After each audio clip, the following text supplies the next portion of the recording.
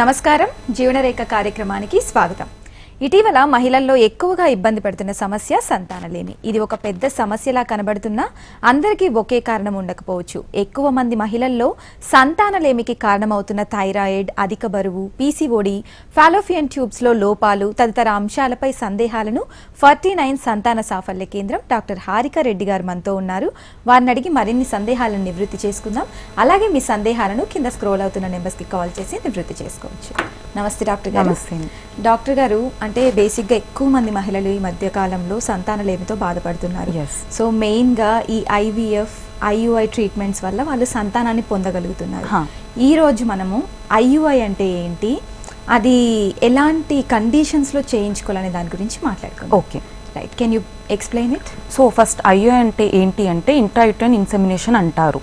So usually ఏంటి, female అంటే ఒక కపుల్ వచ్చినప్పుడు మనం ఆడవారికి డే 2 రోజు అంటే నెలసరి వచ్చిన 2వ రోజు స్కాన్ చేస్తాం. సో స్కాన్లో ఏం చూస్తాం బేసిక్గా అంటే ఎగ్ కౌంట్ ఎంత ఉందో చూసుకుంటాం.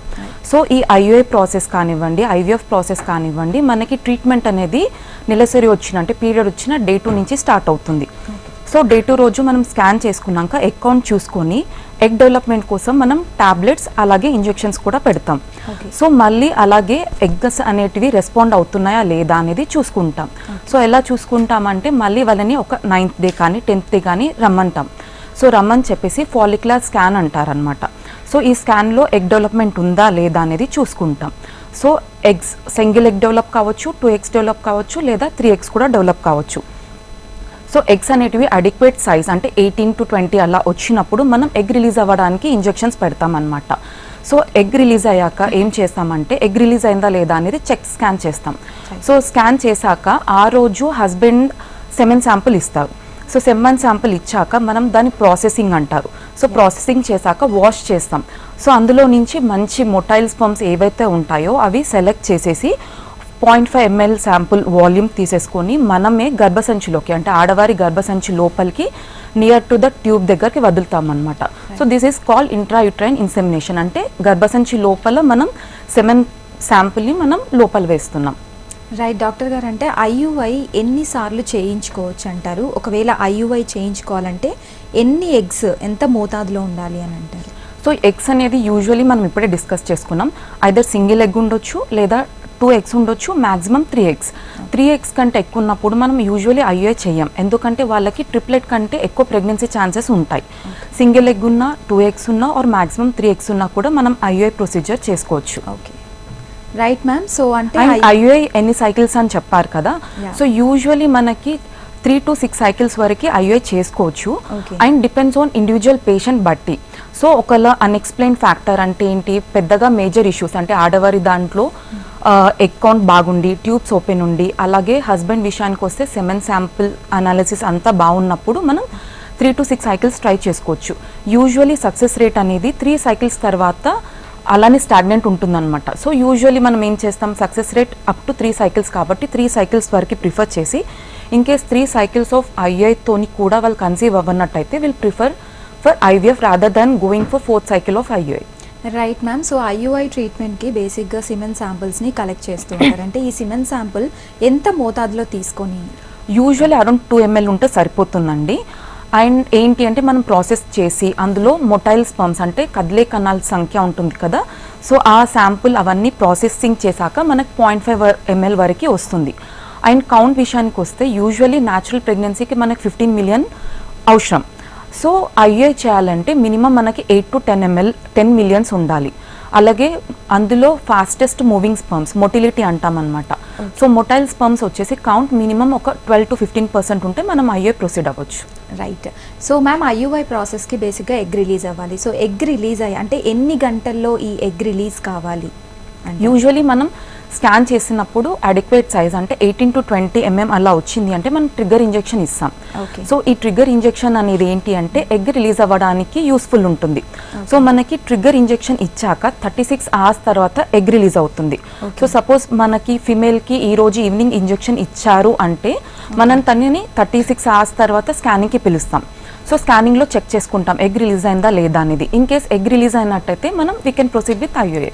రైట్. సో ఈ ఐయుఐకి ఏజ్ గ్రూప్ అలా ఏమైనా ఉంటుందా? అంటే బేసిక్గా ఎక్కువ ఏజ్ ఉన్న వారికి ఈ ఎగ్ కౌంట్ అనేది కొంచెం క్వాలిటీ తగ్గిపోతుంది అని అంటున్నారు. సో అంటే ఈ పర్టికులర్ ఏజ్ గ్రూప్ వారికే ఐయుఐ చేస్తారు అని ఏమైనా ఉందా మ్యామ్? సో యూజువల్లీ ఈ పర్టికులర్ ఏజ్ గ్రూప్ అనేది స్పెసిఫిక్గా ఉండదు.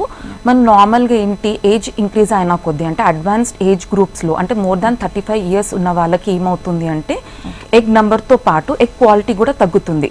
సో వాళ్ళకి డెఫినెట్లీ ఐయుఐ చేయొద్దు అనడానికి ఏమీ లేదు. బట్ ఏంటి అంటే సక్సెస్ రేట్స్ ఆఫ్ ఐయుఐ అనేది యాజ్ ఏజ్ అడ్వాన్సెస్ మనకి తగ్గుతుంది. బికాస్ ఎగ్ క్వాలిటీ తగ్గుతుంది కాబట్టి మనకు సక్సెస్ రేట్స్ ఆఫ్ ఐయుఐ కూడా తగ్గుతుంది. Right ma'am. సో ఐయుఐకి ఈ సిమెన్ శాంపుల్ ఎన్ని రోజులు గ్యాప్ ఉండాలంటారు? ఓకే, సెమెన్ శాంపుల్ ఏంటి అంటే నెక్స్ట్ డే మనం అంటే రేపు ప్లాన్ చేసుకుంటున్నాం అనుకోండి, ఈ ఒక రోజు 1 day గ్యాప్ ఉంటే సరిపోతుంది. Right ma'am. సో అంటే ఐయుఐ అంటే కొంతమంది బేసిక్గా అబార్ట్ అయిపోతూ ఉంటుంది కదా బేబీ. సో ఈ ఐయుఐ టైంలో సో ఎన్నిసార్లు ఐయుఐ చేయించుకోవచ్చు అంటారు అలా అబార్ట్ అయిపోయిన తర్వాత కూడా? సో అబార్ట్ అవుతుంది అనేది it's not related to IUI. So pregnancy వచ్చింది అంటే ఏంటి అంటే ఐయుఐ సక్సెస్ అయినట్టు. బట్ మేబీ అబార్షన్ అనేది మల్టిపుల్ రీజన్స్ వల్ల అవ్వచ్చు. ఫస్ట్ రీజన్ వచ్చేసి పీసీఓడి ఉండొచ్చు, లేదా థైరాయిడ్ ఇష్యూస్ ఉండొచ్చు, లేదా అధికంగా బరువు ఉండొచ్చు, లేదా బేబీ జీన్స్ ఒక ఫాల్ట్ ఉండొచ్చు. సో మనం కాజెస్ ఆఫ్ అబార్షన్ అనేది ఫస్ట్ రూల్ అవుట్ చేసుకోవాలి. ఇన్ కేస్ తనకి పీసీఓడి కనుక ఉన్నట్టయితే మనం నెక్స్ట్ సైకిల్ ఆఫ్ ఐఐకి వెళ్ళే ముందు ఆ పీసీఓడి వల్ల హార్మోనల్ బ్యాలెన్స్ ఏదైతే ఉంటుందో ఇంబ్యాలెన్స్ ఉంటుందో అది కరెక్ట్ చేయడానికి ట్రై చేయాలి. అలాగే థైరాయిడ్ అనేది ఎక్కువ కనుక ఉన్నట్టయితే మనం థైరాయిడ్ మెడికేషన్స్ వాడి థైరాయిడ్ లెవెల్ని కరెక్ట్గా లెవెల్కి తెచ్చినాకనే మనం సెకండ్ సైకిల్ ఆఫ్ ఐఐ అనేది ప్రొసీడ్ అవ్వాలి. Okay, right ma'am. సో బేసిక్గా ఐయుఐకి ఎక్కువ ప్రిఫరెన్స్ ఇస్తున్నారు కదా, మరి సక్సెస్ రేట్ ఎలా ఉంటుందంటారు? యూజువల్లీ మనకి ఏంటి అంటే న్యాచురల్ ప్రెగ్నెన్సీకి వచ్చేసి మనకు సక్సెస్ రేట్ 4%. అంటే 100 members-లో 100 members న్యాచురల్గా ట్రై చేస్తే వాళ్ళు 4 members పాజిటివ్ ఉంటారు. అలాగే ఐఐ మనం 100 కేసెస్లో ఐఐ చేసినట్టయితే 8 to 10% అంటే 8 members కానీ 10 members కానివ్వండి ఐఐ అనేది పాజిటివ్ ఉంటుంది.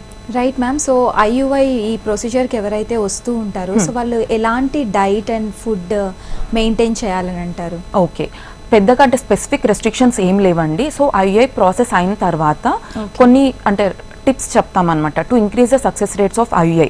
సో ఐయుఐ సక్సెస్ రేట్స్ బెటర్మెంట్గా కావాలి అంటే ఏంటి అంటే మనం చెప్పాం కదా డే 2 రోజు మనం టాబ్లెట్స్ అలాగే ఇంజెక్షన్స్ పెడతామని. సో సింపుల్గా న్యాచురల్ ఐయుఐ కంటే మనం టాబ్లెట్స్ వాడడం వల్ల అండ్ ఇంజెక్షన్స్ వాడడం వల్ల మనకి కొద్దిగా సక్సెస్ రేట్ అనేది ఎక్కువ ఉంటుంది.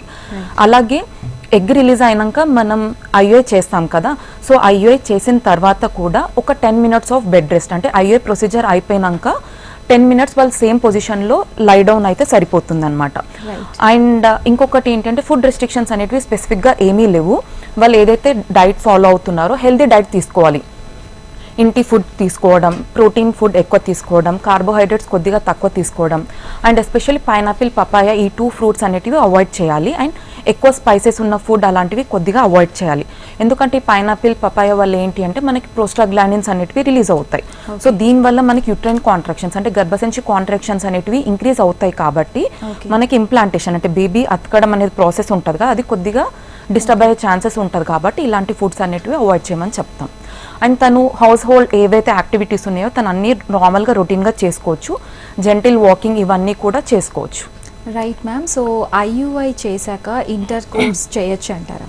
యా, డెఫినెట్లీ మేము ఇంటర్ కోర్స్ అడ్వైస్ చేస్తాం. ఎందుకంటే ఐయుఐ చేసిన తర్వాత మనకి ఎగ్ అనేది యూజువల్లీ బాడీలో 24 to 36 hours వరకు ఉంటుంది.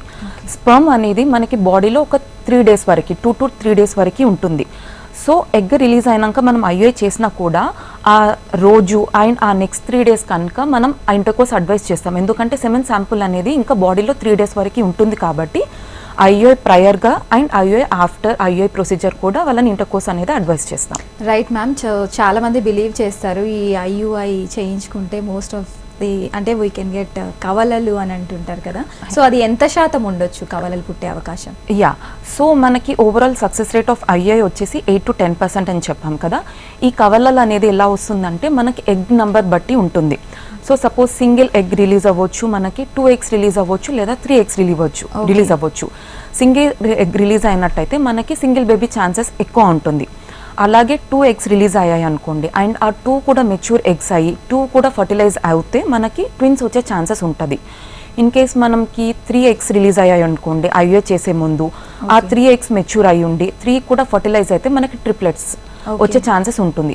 అండ్ డెఫినెట్లీ మనకి 2 eggs ఉన్నప్పటికీ కూడా సింగిల్ ఎగ్ ఫర్టిలైజ్ అయ్యే ఛాన్సెస్ కూడా ఉండొచ్చు. అంటే 2 eggs ఉన్నా 3 eggs ఉన్నా కూడా సింగిల్టన్ ప్రెగ్నెన్సీ అనేది కూడా చూసుకోవచ్చు.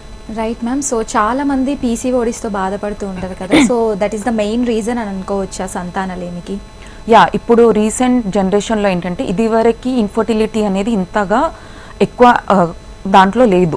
అండ్ రీసెంట్ జనరేషన్కి వచ్చేస్తే అంటే రీసెంట్ ఓన్లీ అంటే లైక్ 2 to 3 years నుంచి చూసినట్టయితే ఇన్ఫర్టిలిటీ రేట్ అనేది అంటే ఇన్ఫర్టిలిటీతో సమస్యతో బాధపడుతున్న వారి సంఖ్య అనేది చాలా ఎక్కువ ఉంటుంది. అందులో ఫస్ట్ మెయిన్ రీజన్ వచ్చేసి మనకి ఆడవారిలో చూసినట్టయితే పీసీఓడి. అండ్ చాలా మందికి అది ఒక అపోహ ఉంటుంది, పీసీఓడి ఉంటే ప్రెగ్నెన్సీ రాదు అని చెప్పి చాలా మంది అనుకుంటారు. పీసీఓడిలో మెయిన్గా ఏం జరుగుతుంది అంటే నెలసరి అనేది కరెక్ట్ రాదు, అంటే పీరియడ్స్ అనేటివి సరిగ్గా రావు. యూజువల్లీ మనకు నార్మల్ ఫీమేల్తో కంపేర్ చేస్తే నార్మల్ ఫీమేల్ వాళ్ళ దాంట్లో ఏం జరుగుతుంది అంటే ప్రతి మంత్ అంటే రెగ్యులర్ సైకిల్స్ ఉన్న వాళ్ళకి ప్రతి మంత్ ఎగ్ అనేది డెవలప్ అవుతుంది, రిలీజ్ అవుతుంది. సో అంటే వాళ్ళకి 1 yearలో అంటే 12 monthsలో వాళ్ళకి ఈచ్ మంత్ ఎగ్ రిలీజ్ అవుతుంది కాబట్టి 12 times వాళ్ళకి ప్రెగ్నెన్సీ ఛాన్సెస్ అనేది ఉంటుంది. పీసీఓడి ఉన్న వాళ్ళకి చూసినట్టయితే వాళ్ళకి ఇర్రెగ్యులర్ సైకిల్స్ అంటారు. సో యూజువల్లీ వాళ్ళు చాలామంది ఏం కంప్లైంట్ చేస్తుంటారు, 3 monthsకి ఒకసారి 4 monthsకి ఒకసారి పీరియడ్ అనేది వస్తూ ఉంటుంది అని చెప్తూ ఉంటారు. అంటే ఏంటి, 3 monthsకి ఒకసారి ఎగ్ అనేది రిలీజ్ అవుతుంది. సో 1 yearలో కంపేర్ చేస్తే వాళ్ళకి 1 yearలో వాళ్ళకి హార్డ్లీ ఒక 4 times మాత్రమే పీరియడ్ వస్తుంది. అంటే 4 times మాత్రమే ప్రెగ్నెన్సీ న్యాచురల్ ప్రెగ్నెన్సీ ఛాన్సెస్ అనేది ఉంటుంది. ఓకే. సో వీళ్ళు కనుక ఓవ్యులేషన్ అనేది జరగదు, అంటే ఎగ్ డెవలప్మెంట్ అనేది ఉండదు లేదా స్లోగా ఉంటుంది. వీళ్ళు కనుక కరెక్ట్ టైంలో ట్రీట్మెంట్ తీసుకున్నట్టయితే అంటే ఎగ్ డెవలప్మెంట్కి ట్రీట్మెంట్ తీసుకోవాలి, ఎగ్ డెవలప్ అవుతుందా లేదా కూడా చూసుకోవాలి, అలాగే ఎగ్ రిలీజ్ అవుతుందా లేదా కూడా చూసుకోవాలి. సో న్యాచురల్గా మనకి ఎగ్ డెవలప్మెంట్కి ఎగ్ రిలీజ్ అవ్వడానికి టాబ్లెట్ ఇంజెక్షన్స్ పెట్టినట్టయితే వీళ్ళకి కూడా సక్సెస్ రేట్ అనేది బెటర్గా ఉంటుంది. రైట్ డాక్టర్ గారు, కాలర్ ఉన్నారు విజయ హైదరాబాద్ నుండి. సో విజయ గారు మీ సమస్య ఏంటో డాక్టర్ గారితో చెప్పండి. Madam good evening madam. Good evening మా. మేడం నాకు అడినోమయోసిస్ అని అన్నారు, ఐవీఎఫ్ ద్వారా నాకు ప్రెగ్నెన్సీ వచ్చింది కానీ ఎలాంటి డైట్ తీసుకోవాలో తెలియట్లేదు. ఓకే, ఐవీఎఫ్ ద్వారా మీకు ఇప్పుడు ప్రెగ్నెన్సీ కన్ఫర్మ్ అయిందామా? కన్ఫర్మ్ మేడం, థర్డ్ మంత్లో ఉన్నారు. Okay okay. సో డైట్ గురించి ఓకే. సో మీరు ఒక క్వశ్చన్ రేస్ చేశారు కదమ్మా, అడినోమయోసిస్ అనేది. యూజువల్లీ అడినోమయోసిస్ అంటే ఏంటంటే గర్భసంచి వాపు అంటారనమాట. సో యూజువల్లీ ఏజ్ ఇంక్రీజ్ అయినా కొద్దీ మన స్కిన్ ఎలా చేంజ్ అవుతుందో గర్భసంచి కూడా అడినోమయోసిస్ అనేది చేంజెస్ వస్తుంది. సో అడినోమయోసిస్ ఉండడం వల్ల ఏంటి అంటే మనకి గర్భసంచి యొక్క స్ట్రెచింగ్ కెపాసిటీ అనేది తగ్గుతుంది.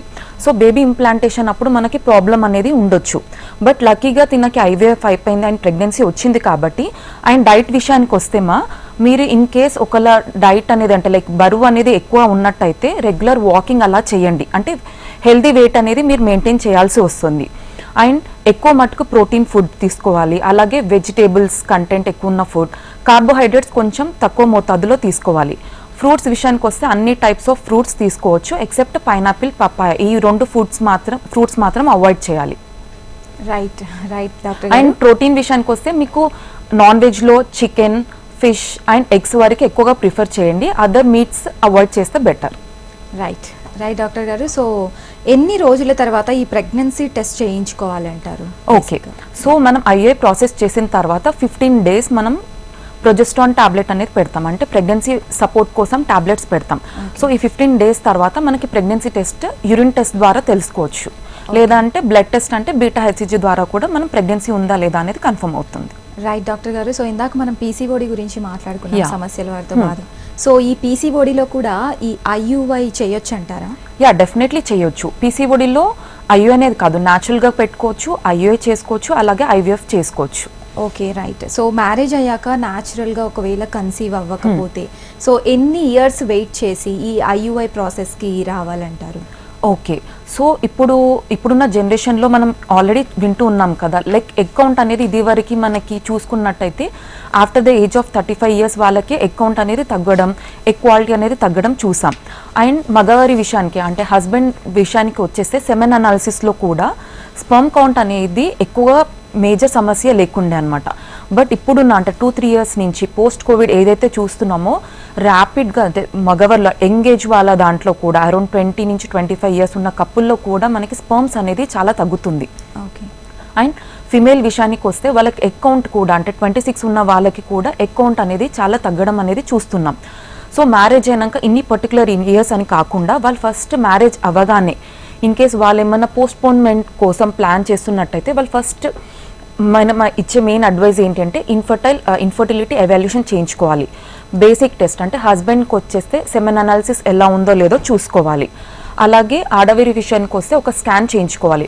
స్కానింగ్లో ఎగ్స్ ఎలా ఉన్నాయి, అయిన తర్వాత ట్యూబ్స్ ఓపెన్ ఉన్నాయా లేదా ఇలాంటివి ఎవాల్యుయేట్ చేసుకుంటే దాన్ని బట్టి అకార్డింగ్గా వాళ్ళు న్యాచురల్కి వెళ్ళొచ్చా లేదంటే ఫాస్ట్గా అంటే లైక్ ఐయుఐ చేసుకోవాలా లేదంటే ఇంకా టైం వేస్ట్ చేసుకోకుండా ఐవీఎఫ్ చేసుకోవాలా అనేది మనం డిసైడ్ చేసుకోవచ్చు based on their parameters. Right doctor garu. So ఐయుఐలో ఏమైనా జెండర్ తెలిసే అవకాశాలు ఎంత శాతం ఉన్నాయి? నో తెలుసుకోలేమండి. ఐయుఐ అనేది similar to natural pregnancy. So న్యాచురల్కి ఐయుఐకి మెయిన్ డిఫరెన్స్ ఏంటి అంటే భార్యాభర్తలు ఇంటర్కోర్స్ చేసుకోమంటాం, అది న్యాచురల్ ప్రెగ్నెన్సీ. సో ఐయుఐలో ఏం చేస్తామంటే డాక్టర్ అంటే సెమెన్ శాంపుల్ ప్రాసెసింగ్ అయ్యాక మనం సెమెన్ శాంపుల్ తీసుకొని యూట్రస్ లోపల అంటే నియర్ టు ద ట్యూబ్ అంటే నియర్ టు ద ఎగ్ దగ్గర రిలీజ్ చేస్తామన్నమాట. సో అల్టిమేట్గా స్పర్మ్ వెళ్ళి మనకి ఎగ్తోని మీట్ అవ్వాలి. అది ఎక్కడ జరుగుతుందంటే ట్యూబ్లో జరుగుతుంది. Is nothing but internal process అంటే ఫిమేల్ బాడీలోని ఇదంతా ప్రాసెసింగ్ అనేది జరుగుతుంది. సో జెండర్ డిటర్మినేషన్ అనేది మనకి ఈ దాంట్లో ఏం డిటర్మైన్ కాదు. Right doctor garu. సో బేసిక్గా ఈ ఐయుఐ ప్రాసెస్ ఎవరైతే తీసుకుంటున్నారో సో వాళ్ళు ఆ ప్రొసీజర్లోనే అబార్ట్ అయితే ఒకవేళ బేబీ సో మళ్ళీ ఎప్పుడు ఈ ప్రాసెస్ని స్టార్ట్ చేయొచ్చు అంటారు? సో యూజువల్లీ అబార్షన్ మనం ఇదివరకే డిస్కస్ చేసాం కదా, అబార్షన్కి చాలా వరకు రీజన్స్ ఉంటాయి. అండ్ నార్మల్గా ఎలాంటి రీజన్ వల్ల అవనివ్వండి అబార్షన్ అయింది అంటే మనం ఒక 2 months గ్యాప్ ఇవ్వాలి. ఎందుకంటే అబార్షన్ వల్ల అంటే లైక్ 2 months మళ్ళీ తనకి సైకిల్ అనేది రావాలి. ఎందుకంటే హార్మోనల్ డిస్టర్బెన్సెస్ అన్నీ ఉంటాయి. సో 2 months గ్యాప్ ఇచ్చిన తర్వాత మళ్ళీ we can proceed with IUI. But second ఐయుఐకి మనం మళ్ళీ ప్రొసీడ్ అయ్యే ముందు ఫస్ట్ రీజన్ తెలుసుకోవాలి అబార్షన్ ఎందుకు అవుతుందో. అది జీన్స్ వల్ల అవుతుందా లేదా రికరెంట్గా అబార్షన్స్ అవుతుందా. 2-3 అబార్షన్స్ ఉన్న వాళ్ళకి మనం ఎవాల్యుయేట్ చేసుకోవాల్సి వస్తుంది. అండ్ థైరాయిడ్ ఉన్నట్టయితే లేదా పీసీఓడి ఉన్నట్టయితే దానికి మనం సెకండ్ దానికి అంటే ప్రెగ్నెన్సీ ప్లాన్ చేసుకునే ముందు ఇవన్నీ కరెక్షన్ చేసుకుంటే బెటర్మెంట్ సక్సెస్ రేట్స్ అనేవి బెటర్గా ఉంటాయి. Right doctor garu. So IUI ట్రీట్మెంట్స్లో ఒకవేళ మెడిసిన్స్ వాడితే సైడ్ ఎఫెక్ట్స్ వచ్చే అవకాశాలు కానీ అలా ఏమైనా ఉన్నాయండి? యూజువల్లీ 99% కేసెస్లో ఎలాంటివి సైడ్ ఎఫెక్ట్స్ ఉండవండి. కొంతమందికి ఇంజెక్షన్స్ పడక చిన్నగా ర్యాష్ రావడం అలాంటివి ఉంటాయి కానీ బట్ డెఫినెట్లీ 99.9% కేసెస్లో అయితే టాబ్లెట్స్ వల్ల కానివ్వండి ఇంజెక్షన్స్ వల్ల కానివ్వండి ప్రెగ్నెన్సీ రిలేటెడ్ మనం ఏం మెడికేషన్స్ పెట్టినా కూడా సైడ్ ఎఫెక్ట్స్ అనేటివి రావు. Right ma'am. సో 49లో ఈ ఐయుఐ ప్రాసెస్ మీరు ఎలా చేస్తారు? సో 49లో ఏంటి అంటే మనం డే 2కి కపుల్ని వస్తారు కదా. సో కపుల్ వచ్చాక మనం ఫస్ట్ హస్బెండ్కి అండ్ అలాగే వైఫ్కి ఇద్దరికి ఎవాల్యుయేషన్ చేస్తామన్నమాట. సో వాళ్ళు ఐయుఐకి ఎలిజిబులా కాదా చూసుకుంటాం. సో హస్బెండ్ సెమెన్ అనాలిసిస్లో everything is good like parameters వచ్చేసి మనకి 10 million ఉంది అండ్ ప్రోగ్రెసివ్ మోటిలిటీ అంటే కదిలే కణాల సంఖ్య కూడా 15% అట్లా ఉంది అంటే మనం ప్రొసీడ్ అవ్వచ్చు. అలాగే ఆడవారిలో మనం డే 2 స్కాన్ చేసుకొని ఎగ్ నెంబర్ బాగుందా లేదా ఓవరాల్గా యూట్రస్ కూడా హెల్దీగా ఉందా లేదా చూసుకుంటాం. అండ్ అలాగే అదర్ ప్రాబ్లమ్స్ లేదంటే ఏదైనా ఫైబ్రాయిడ్ ఉందా ఎండోమెట్రియోసిస్ ఉందా అడినోమైసిస్ అలా ఉందా లేదా కూడా చూసుకుంటాం. ఎవ్రీథింగ్ బాగుంది అన్నప్పుడు మనం ఐయుఐ ప్రాసెస్ స్టార్ట్ చేస్తాం. సో డే 2 నుంచి స్టార్ట్ చేస్తాం. టాబ్లెట్స్ అండ్ ఇంజెక్షన్స్ పెడతాం ఎగ్ డెవలప్మెంట్ కోసం. అగైన్ మళ్ళీ మనం తనని డే 9 or డే 10కి స్కానింగ్కి పిలుస్తాం. ఈ స్కానింగ్లో ఏం చేస్తామంటే ఫాలిక్యులర్ స్టడీ అంటారు. సో ఎగ్స్ అనేటివి డెవలప్ అవుతున్నాయా లేదా, సింగిల్ ఎగ్ డెవలప్ అవుతుందా 2 eggs డెవలప్ అవుతుందా ఎన్ని ఎగ్స్ డెవలప్ అవుతున్నాయో చూసుకుంటాం. అండ్ ఎగ్ డెవలప్మెంట్ లేని వాళ్ళకి మనం further additional dose of injection add చేస్తాం. మళ్ళీ వాళ్ళని రిపీట్ స్కాన్కి పిలుస్తాం. సో లైనింగ్ బాగుండి ఎగ్ కూడా అడిక్వేట్ సైజ్ వచ్చింది అంటే ఎగ్ రిలీజ్ అవ్వడానికి ఇంజెక్షన్ పెట్టేసి మళ్ళీ వాళ్ళని 36 hours తర్వాత రమ్మంటాం. ఈ ఐయుఐ రోజు అంటే 36 hours వచ్చిన రోజు హస్బెండ్ కూడా రావాల్సి వస్తుంది ఎందుకంటే has to give semen sample కాబట్టి. సో ఫస్ట్ ఫిమేల్కి స్కాన్ చేస్తాం ఎగ్ రిలీజ్ అయిందా లేదా చెక్ చేసుకుంటాం. ఎగ్ రిలీజ్ అయింది అంటే హస్బెండ్ శాంపుల్ ఇస్తారు. శాంపుల్ అంతా ప్రాసెసింగ్ చేశాక మనం ఐయుఐ ప్రాసెస్ స్టార్ట్ చేస్తాం. ఈ ఐయుఐకి యూజువల్ ఏంటి అంటే ఒక పార్షల్ బ్లాడర్ ఫుల్ ఉండాలన్నమాట. అంటే బ్లాడర్ కంప్లీట్లీ ఫుల్ కాకపోయినా పార్షల్గా ఫుల్ ఉండాలి. సో మనం స్కానింగ్ అంటే అండర్ స్కాన్ గైడెన్స్ చేస్తాం ఈ 49లో. సో శాంపుల్ కలెక్ట్ అయిన తర్వాత ఫస్ట్ ఫిమేల్ అనేవాళ్ళు లై డౌన్ పొజిషన్లో పడుకోవాలి. అండ్ స్కాన్లో చూస్తాం బ్లాడర్ కరెక్ట్గా ఉందా లేదా అండ్ యూట్రస్ పొజిషన్ కూడా కరెక్ట్గా ఉందా లేదా చూసుకుంటాం. చూసుకొని మనం just only hardly 5 minutes procedure speculum ఒకటి ఇన్సర్ట్ చేసేసి మనం చిన్న పెన్సిల్ లాగా ఉంటుందన్నమాట, క్యాథెటర్ ద్వారా మనం హస్బెండ్ శాంపుల్ని యూట్రస్ పై వరకు పంపించేస్తాం. ఈ అయ్యే ప్రాసెస్ అయిపోయిన తర్వాత ఒక 10 minutes వరకు సేమ్ పొజిషన్లో లై డౌన్ అవుతే సరిపోతుంది. తర్వాత మేము అడ్వైస్ చేసిన మెడిసిన్స్ తీసుకొని మళ్ళీ 15 days తర్వాత ప్రెగ్నెన్సీ టెస్ట్ చేయించుకోవాల్సి ఉంటుంది. Right ma'am. So Mounika Eluru నుండి కాలర్ Yeah. లైన్లో మాట్లాడదాం. మౌనిక గారు, మీ సమస్య ఏంటో డాక్టర్ గారితో చెప్పండి. ఇది మ్యారేజ్ అయ్యి 6 years అవుతుందండి. ఓకేమా. ప్రెగ్నెన్సీ అనేది కన్ఫర్మ్ అవ్వట్లేదండి. సో ఇది వరకు ఎక్కడన్నా మీరు హాస్పిటల్లో చెక్ చేయించుకున్నారమ్మా? అంటే మీరు కానీ మీ హస్బెండ్ కానీ ఏమైనా బేసిక్ టెస్ట్లు అట్లా ఏమైనా చేయించుకున్నారా? చెక్ చేయించుకున్నామండి, అంతా బాగానే ఉందంటున్నారు కానీ కన్ఫర్మ్ అవ్వట్లేదండి. ఓకే.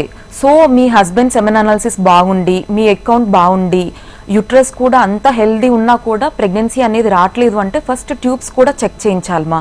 ఎందుకంటే ట్యూబ్స్ మెయిన్ ఇంపార్టెంట్ రోల్. ఓకేనా? ట్యూబ్స్ ఏమైనా చిన్న చిన్నగా బ్లాక్ ఉండొచ్చు ఒక్కొక్కసారి మనకు తెలియకుండా.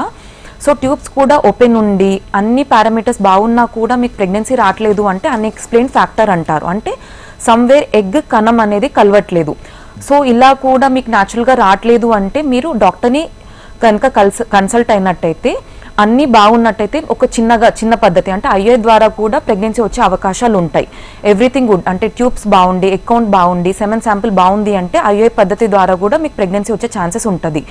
లేదు ఏదైనా ప్రాబ్లం ఉంది, ట్యూబ్ బ్లాక్ ఉంది, లేదంటే సెమెన్ అనాలిసిస్ ఏదన్నా మీ హస్బెండ్ కౌంట్ తక్కువ ఉంది, లేదా మీ అకౌంట్ కనుక ఏదైనా తక్కువ ఉన్నట్టయితే పెద్ద పద్ధతి అంటే ఐవీఎఫ్ పద్ధతి అనేది సజెస్ట్ చేస్తాం. బట్ మీరు మళ్ళీ ఇంకా డిలే చేయకుండా, ఎందుకంటే 6 years అవుతుంది కదమ్మా మీ మ్యారేజ్ అయ్యి, డిలే చేయకుండా మాత్రం ఇన్ఫర్టిలిటీ స్పెషలిస్ట్ అనేది కంపల్సరీ కలవాలి మీరు. రైట్ డాక్టర్ గారు. ఇంకో కాలర్ ఉన్నారు, లావణ్య.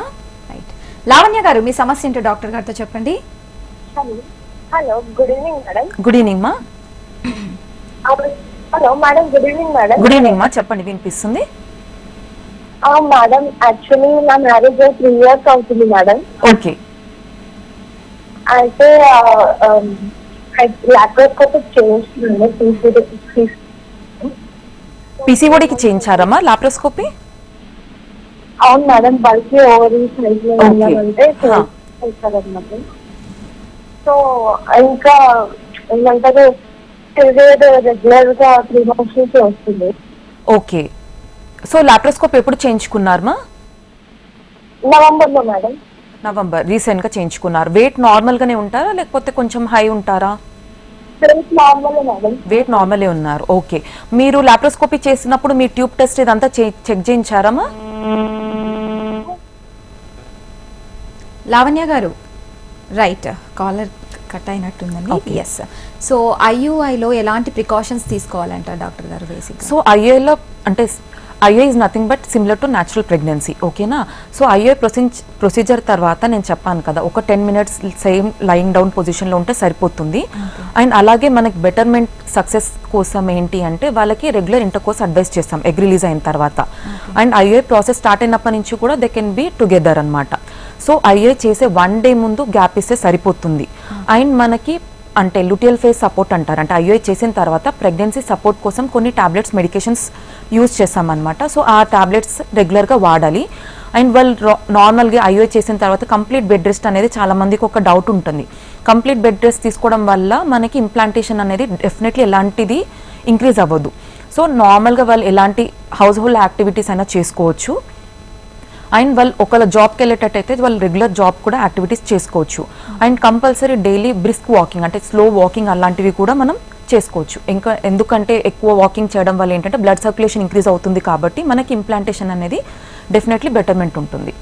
అండ్ ఫుడ్ విషయానికి నేను ఆల్రెడీ డిస్కస్ చేశాను కదా, హెల్దీ డైట్ తీసుకోవాలి. అవుట్ సైడ్ ఫుడ్ అంటే జంక్ ఫుడ్ అట్లాంటివి అవాయిడ్ చేయాలి.